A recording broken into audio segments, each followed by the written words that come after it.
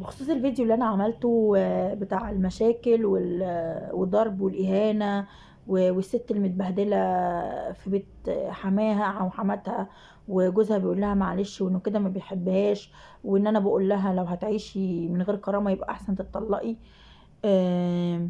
عايزه اقول ان الفيديو نزل من هنا وجالي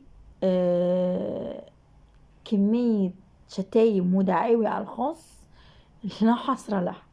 يعني انا لو هعمل لكل اللي شتمني ودعا عليا بلوك، على فكره كلهم رجاله، كلهم رجاله مش ستات. انتي بتشجعي الخراب البيوت، انتي عايزه الستات كلها تبقى متطلقه، انتي واحده جحده ومش عايزاها تخدم اهل جوزها، انتي مش عايزه الست تقف جنب جوزها، انتي ناشز انتي. هو انت تشغل مراتك خدامه وعبده وتتضرب وتتهان وتاخد فلوسها وتعاملها اسوأ معامله، يا تبقى ناشز وابقى انا بحرضها ان هي تخرب بيتها؟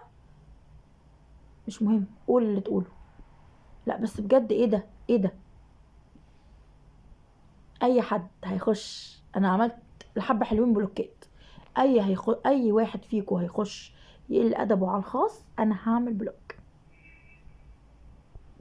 باي باي.